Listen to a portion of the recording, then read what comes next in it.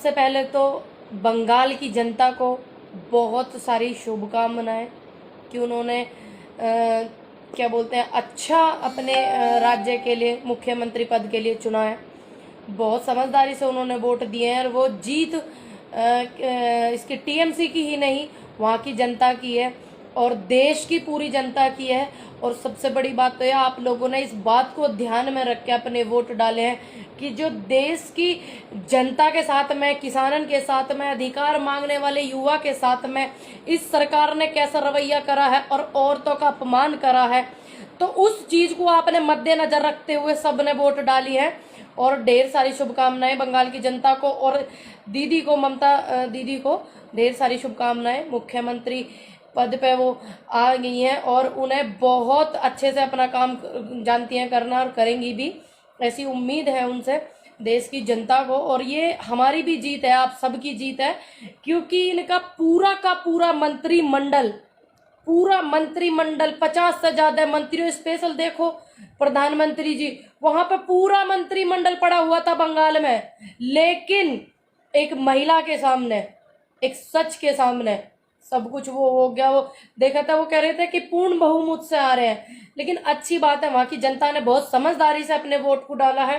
तो मैं इस चीज के लिए, जो हमारे देश की और भी जनता और राज्य में भी चुनाव आने वाले हैं, सभी इस बात को मद्देनजर रखें कि औरतों का अपमान और जो युवा रोजगार मांग रहा, बेरोजगार घूम रहा, वो अधिकार मांग रहा, किसानों के क्या व्यवहार ये कर रहे, इस चीज को मद्देनजर रख के आप अपनी वोट को डालें। और इस चीज का खामियाजा इन्हें यही नहीं, इन्हें यूपी में भी और 2024 में, 22 में, 24 में हर जगह भुगतना पड़ेगा। ऐसी कोई बात नहीं कि यही भुगतना पड़ेगा। ये जो एक गली का गुंडा होता है ना, एक प्रधानमंत्री मोदी जी को शोभा नहीं देते ये शब्द, ए दीदी, ये शब्द एक गली का गुंडा भी इस्तेमाल नहीं करता जो शब्द प्रधानमंत्री पद पर मोदी जी ने इस्तेमाल करे हैं। क्या मैं गलत बोल रही हूँ? क्या शोभा देता किसी प्रधानमंत्री पद पर होते हुए आप एक नारी को ऐसे अपमान करें, नारी शक्ति को अपमान करें? हम तो जब से सुनते ही आ रहे हैं नारी का बड़ा सम्मान करा जा, करना भी चाहिए।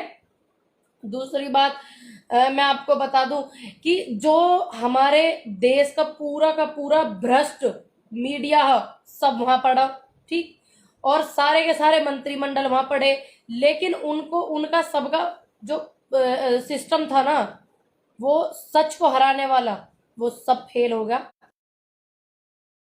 कि अब आने वाले कल में जनता देख रही है, जनता को सब समझ आ रहा है कि आपको आगे जो है हॉस्पिटलों के नाम पे या स्कूलों के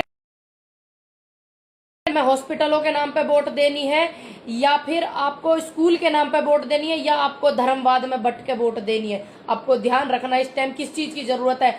2 मई के चक्कर में पूरे का पूरे कितने लोगों को इन्होंने वहां पे पहुंचा रखा। देखा आप कितने लोग मर रहे हैं, कितने शमशान घाट हर जगह देखो कितने भरे दिख रहे हैं, कितने लोगों के चक्कर। एक तरफ तो ये कह रहे हैं बीमारी, एक तरफ ये इतनी बड़ी बड़ी रैली करते फिर रहे, लेकिन इनको इस चीज का खामियाजा भुगतना पड़ेगा 2022 में भी और 24 में भी। और मेरा तो आप सभी से अनुरोध है कि आप सब जाग रहे हैं, अपने वोटों का अच्छे से इस्तेमाल करें, सही से इस्तेमाल करें।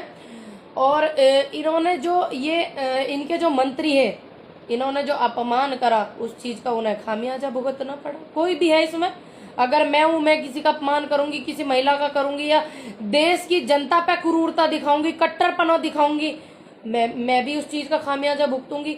ईश्वर साथ है, ये हमारे पूरे देश के किसानों की जीत है और पूरे देश की जनता की जीत है। और सभी एकत्रित रहे, इकट्ठे रहे। हाँ जी, मैं बहुत अच्छी हूँ, बिल्कुल ठीक हूँ मैं। आप सभी ठीक हैं? बिल्लू शर्मा, ताहिर भाई, राम राम, सलाम भाई, राम राम, राम राम भाई, थैंक यू। तो अब वहां की जनता ने जिस तरीके से अपने वोटों का सही इस्तेमाल करा ना, अब यहाँ भी करेगी, 2022 में भी करेगी, 24 में भी करेगी। पूरे सिस्टम का इन्होंने क्या कर दिया, ये देखो पूरे सिस्टम का इन्होंने क्या करा। हाँ जी, महेंद्र मीना जी, मैं बिल्कुल अच्छी हूँ, थैंक यू, कॉन्ग्रेचुलेशन।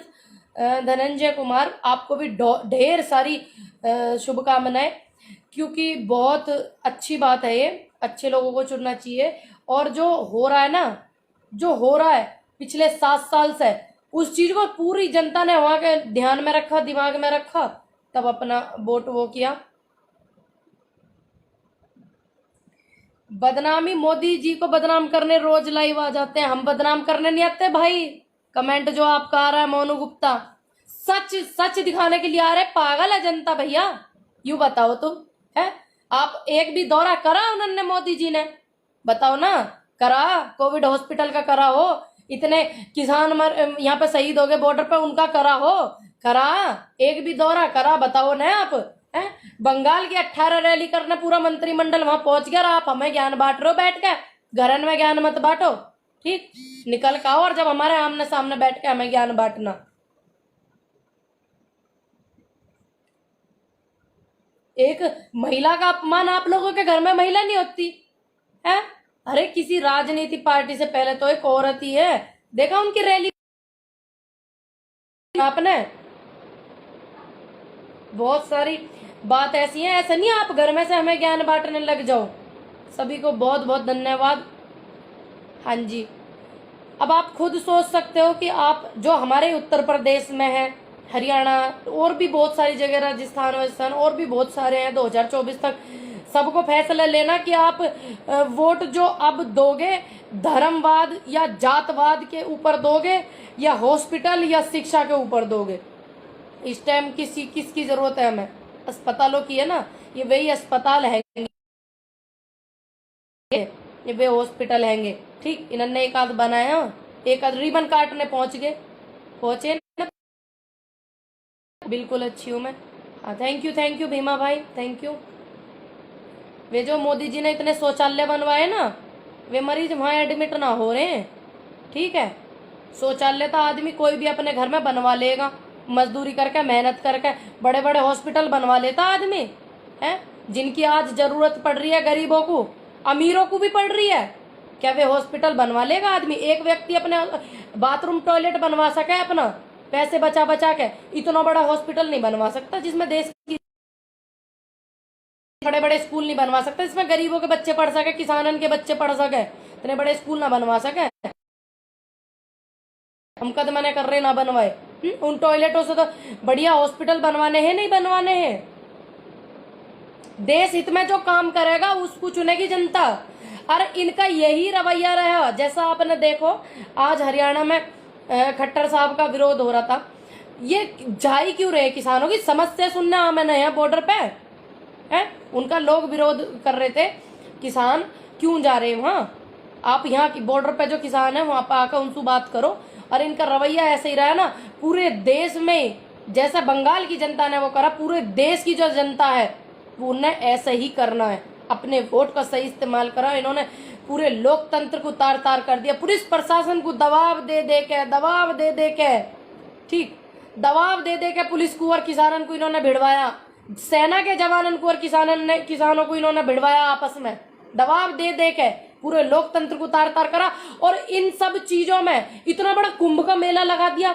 देखो ना, एक तरफ कह रहे हैं बीमारी है, एक तरफ कुंभ का मेला लगा दिया है, ऊपर से बंगाल में इतनी रैली करने जा रहे हैं। और सबसे ज्यादा जो इनका साथ दिया ना चुनाव आयोग ने दिया, बहुत साथ दिया चुनाव आयोग ने। क्या आप इतने अच्छे पदों पर बैठ के ऐसे काम करते हैं? चुनाव आयोग के जितने भी लोग हैं, अब आपको सब दिख रहा, किसानों के लिए, युवाओं के लिए, उनके लिए सारी बीमारियां आपको दिख रही हैं। और जब ये रैली कर रहे थे इतनी जब आपको नहीं दिख रही थी।